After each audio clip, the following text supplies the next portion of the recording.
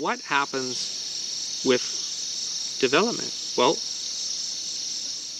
the land is commodified. So there's some kind of crop that's creates a market system.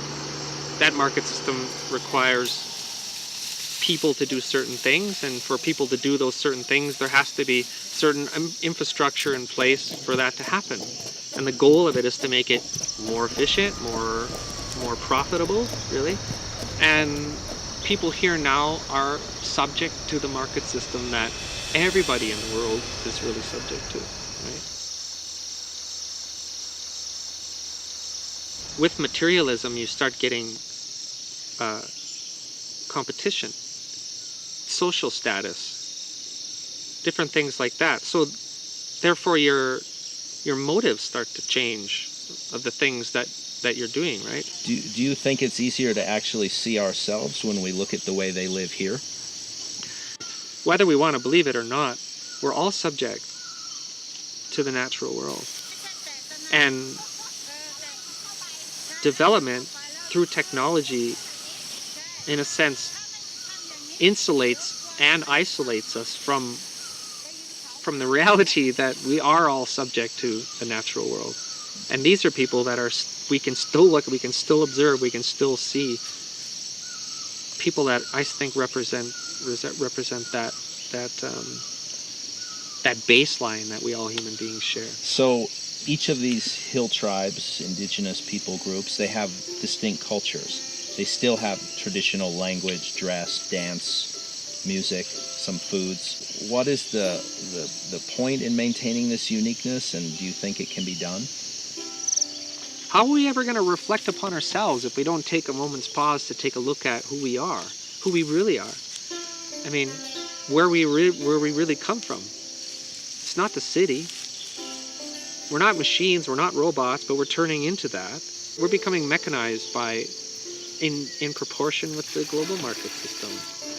So we're becoming like robots, and we're all aware of it. We don't like it.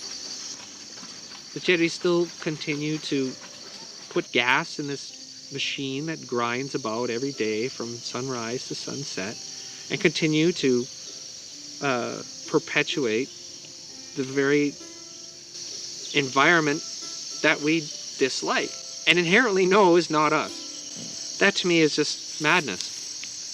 With this materialism, it's creating division within the communities. And hasn't that happened all over the world? I mean, I can only reflect on the country that I come from, and it's all about territory now. It's about what you own and what you've worked for, and what you have, more so than what you can share. And that seems to be the trajectory of this development continuum. You have a homogenization of culture, you have a homogenization of language, you have this kind of things turning into just one shapeless blob. And what happens when that happens? Granted, I like electricity and hot showers and aircon too. I'm not saying that I'm saying that we should all just go back to living in nature, because what I learned through this experience is that it's tough for these communities to live in these environments. It's like a double-edged sword, so to speak. Yeah, they have their social structures and they have this natural way of life, so to speak, but it's really difficult for them because of the market system.